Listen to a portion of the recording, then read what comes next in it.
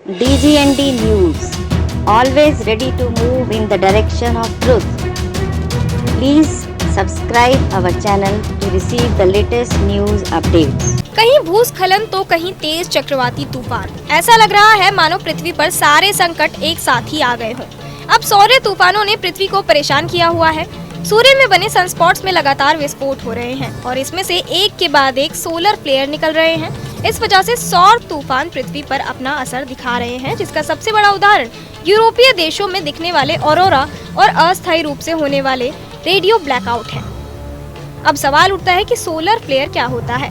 जब सूर्य की चुंबकीय ऊर्जा रिलीज होती है तो उससे निकलने वाली रोशनी और पार्टिकल्स से सौर फ्लेयर्स बनते हैं। हमारे सौर मंडल में ये फ्लेयर्स अब तक के सबसे शक्तिशाली विस्फोट हैं, जिनमें अरबों हाइड्रोजन बमों की तुलना में ऊर्जा रिलीज होती है। नासा ने एक और सौर तूफान की चेतावनी जारी की है। इस वजह से पृथ्वी पर एक बार फिर ऑरोरा दिखाई दे सकते हैं और रेडियो ब्लैकआउट्स हो सकते हैं।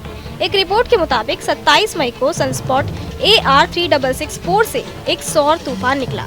ये X2.8 क्लास का है, जिन्हें सबसे पावरफुल सौर तूफान माना जाता है।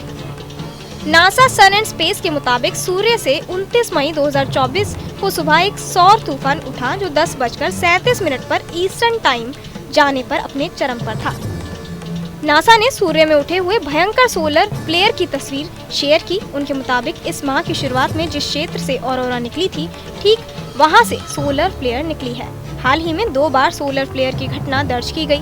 27 मई के बाद 29 मई को भी सनस्पॉट से सौर तूफान रेडिएशन का शक्तिशाली विस्फोट है। हालांकि पृथ्वी पर मौजूद मनुष्यों पर ये असर नहीं डाल सकता, लेकिन जीपीएस और कम्युनिकेशन सिग्नल बाधित हो सकते हैं।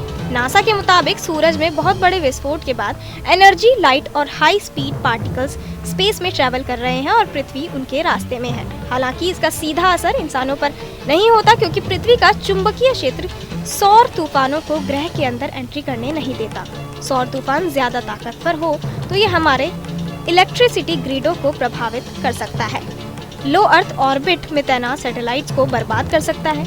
याद रहे कि हमारा सूर्य अपने सौर चक्र से गुजर रहा है और बहुत ज्यादा एक्टिव फेज में है। इस वजह से सूर्य से ज्वालाएं निकल रही हैं और उनके असर से पृथ्वी पर सौर तूफान आ रहे हैं। ये सिलसिला साल 2025 तक चलते रहने की उम्मीद है। बहरहाल, आप क्या कुछ सोचते हैं, हमें कमेंट बॉक्स में जरूर बताएं।